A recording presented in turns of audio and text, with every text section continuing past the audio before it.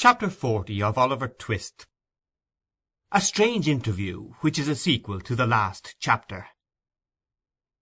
The girl's life had been squandered in the streets and among the most noisome of the stews and dens of London, but there was something of the woman's original nature left in her still, and when she heard a light step approaching the door opposite to that by which she had entered, and thought of the wide contrast which the small room would in another moment contain, she felt burdened with a sense of her own deep shame, and shrunk as though she could scarcely bear the presence of her with whom she had sought this interview.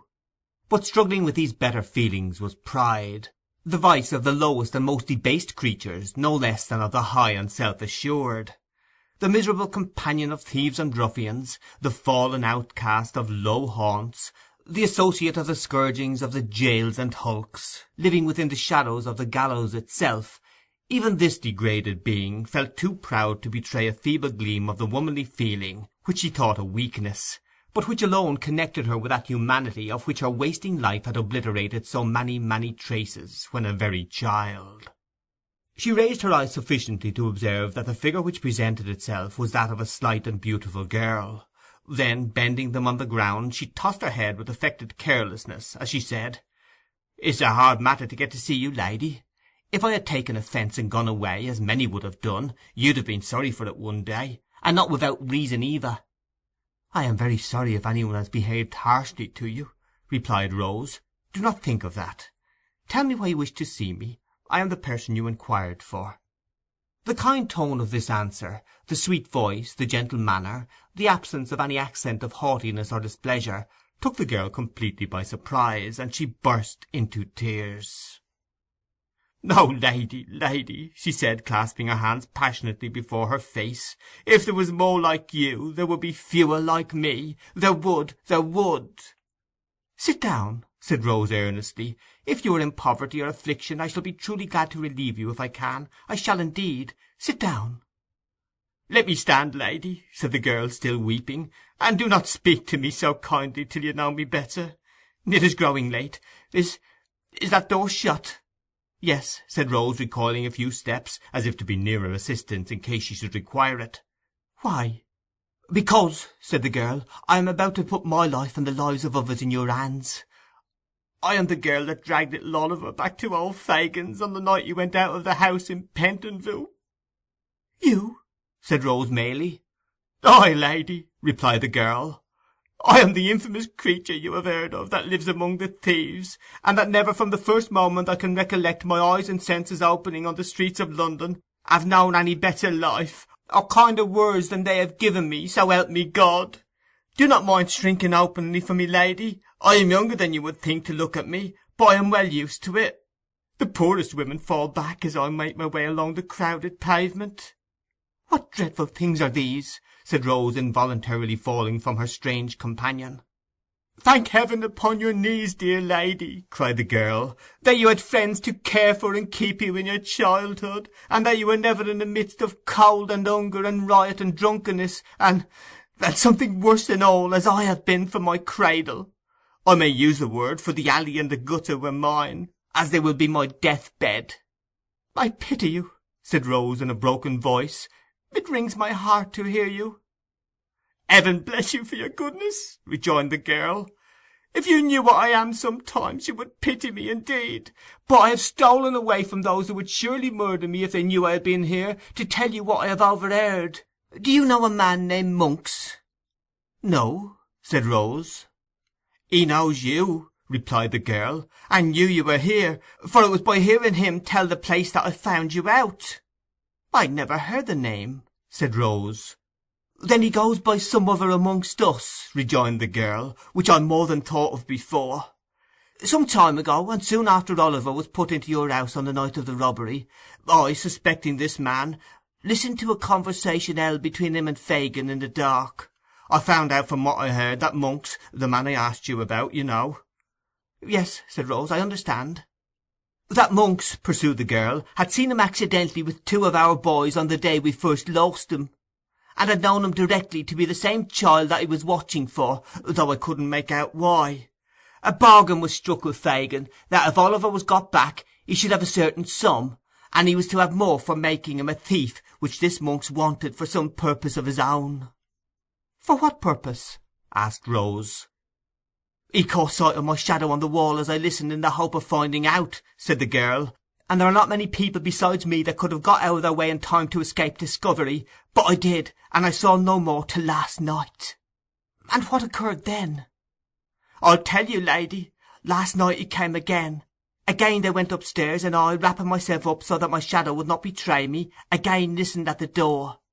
The first words I heard Monks say were these: 'So the only proofs of the boy's identity lie at the bottom of the river, and the old hag that received them from the mother is rotting in her coffin.' They laughed, and talked of his success in doing this, and Monks, talking on about the boy, and getting very wild, said that though he had got the young devil's money safely now, he'd rather have had it the other way, for what a game it would have been to have brought down the boast of the father's will by driving him through every jail in town, and then hauling him up for some capital felony which Fagin could easily manage, after having made a good profit of him besides." "What is all this?" said Rose. "The truth, lady, though it comes from my lips," replied the girl. "Then he said, with oaths common enough to my ears but strange to yours, that if he could gratify his hatred by taking the boy's life without bringing his own neck in danger, he would; but as he couldn't, he'd be upon the watch to meet him at every turn in life, and if he took advantage of his birth and history, he might harm him yet. In short, Fagin, he says, Jew as you are, you never laid such snares as I'll contrive for my young brother, Oliver." "His brother!" exclaimed Rose. "Those were his words," said Nancy, glancing uneasily round, as she had scarcely ceased to do since she began to speak, for a vision of Sikes haunted her perpetually. "And more, when he spoke of you and the other lady, and said it seemed contrived by heaven, or the devil, against him, that Oliver should come into your hands, he laughed, and said that there was some comfort in that too, for how many thousands and hundreds of thousands of pounds would you not give, if you had them, to know who your two-legged spaniel was?" "You do not mean," said Rose, turning very pale, "to tell me that this was said in earnest?"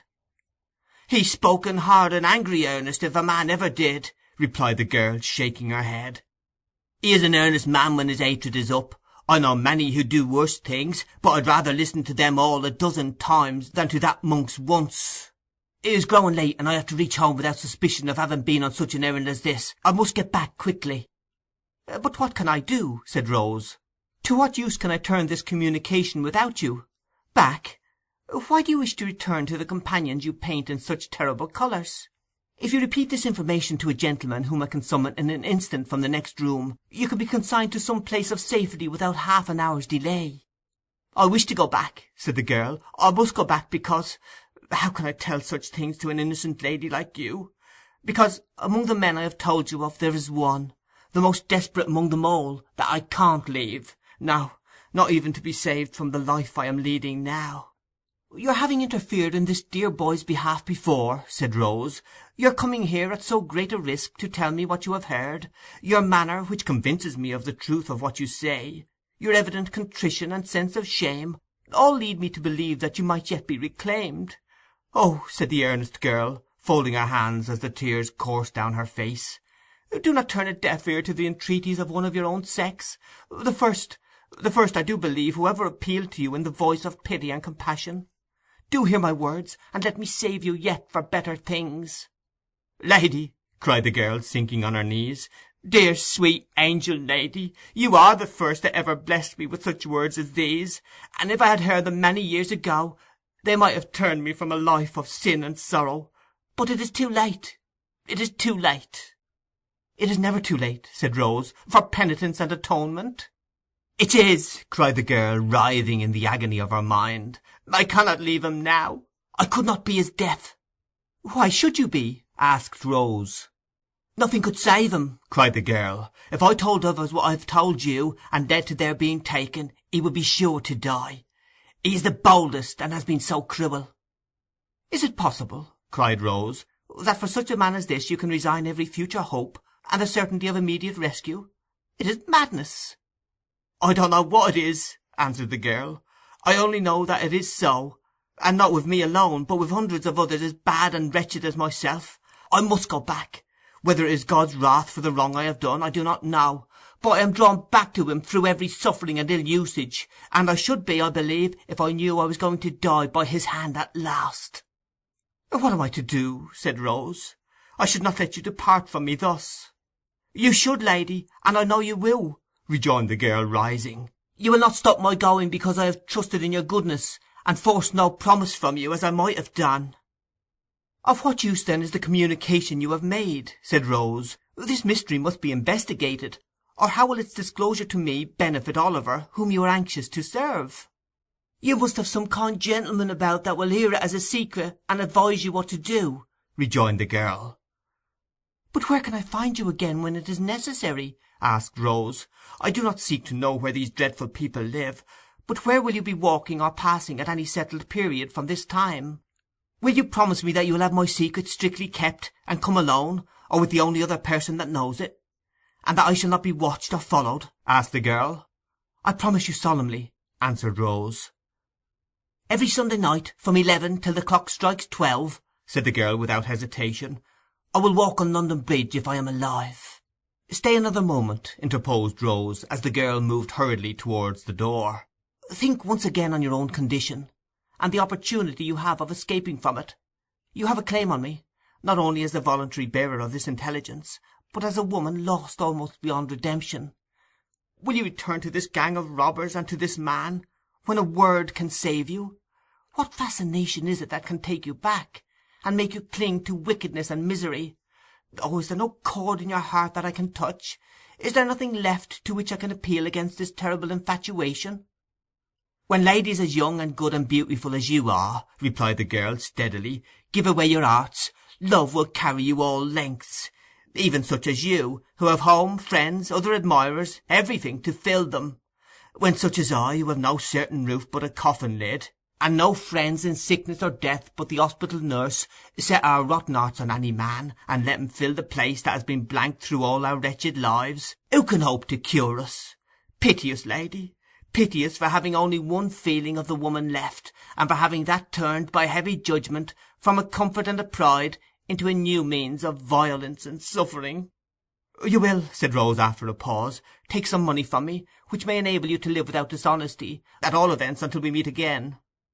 'Not a penny,' replied the girl, waving her hand. 'Do not close your heart against all my efforts to help you,' said Rose, stepping gently forward. 'I wish to serve you indeed.' 'You would serve me best, lady,' replied the girl, wringing her hands, 'if you could take my life at once, for I have felt more grief to think of what I am to-night than I ever did before, and it would be something not to die in the hell in which I have lived. God bless you, sweet lady, and send as much happiness on your head as I have brought shame on mine.' Thus speaking, and sobbing aloud, the unhappy creature turned away, while Rose Maylie, overpowered by this extraordinary interview, which had more the semblance of a rapid dream than an actual occurrence, sank into a chair and endeavoured to collect her wandering thoughts. Chapter 40